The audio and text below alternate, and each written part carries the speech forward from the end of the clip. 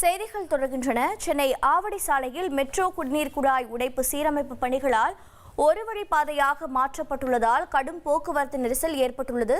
கூடுதல் தகவல்களை செய்தியாளர் கார்த்திக் வழங்கி கேட்கலாம். கார்த்திக் வணக்கம். அங்கு ஏற்பட்டிருக்கக்கூடிய பிரச்சனை என்ன?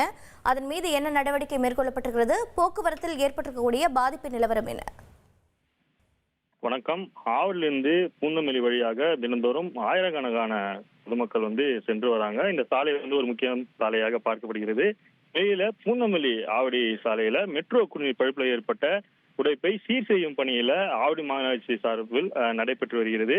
இதனால் சாலையை ஆவடியிலிருந்து பூந்தமல்லி செல்லும் வழியில் மூடப்பட்ட நிலையில் ஒரு வழி பாதையில் போக்குவரத்து செல்ல வாகன நெரிசல் ஏற்பட்டிருக்கிறது. கிட்டத்தட்ட 2 கிலோமீட்டர் தூரத்திற்கு வாகனங்கள் அணிவகுத்து நிற்கின்றன. ஒன்று பின் ஒன்றாக ஊர்ந்து செல்லும் காட்சிகளை நம்மால் பார்க்க முடிகிறது. அலுவல் நேரத்தில் பணிகள் நடைபெற்று வருவதால வாகனங்கள் 3 கிலோமீட்டர் தூரத்திற்கு அணிவகுத்து நிற்கின்றன. போக்குவரத்து நிறுத்தத்தில் ஏற்பட்டுள்ளதால் பள்ளி கல்லூரி வேலைக்கு செல்வோர் மிகுந்த சிரமம் அடைந்திருக்கிறார்கள். இந்த போக்குவரத்தை சரி செய்யக்கூடிய பணியில ஆவடி போக்குவரத்து போலீசார் தீவிரமாக ஈடுபட்டு வருகிறார்கள். எந்த போதிலும் போக்குவரத்தை சரி செய்ய முடியவில்லை. தொடர்ந்து போக்குவரத்து நெரிசல் என்பது அதிகரித்துக் கொண்டே இருக்கிறது. இந்த பணியும் ஒரு புறம் நடைபெற்று வருவதாக ஒரு வழி பாதையில் வாகனங்கள் செல்வதாக தொடர்ந்து போக்குவரத்து நெரிசல் என்பது நீடித்து வருகிறது.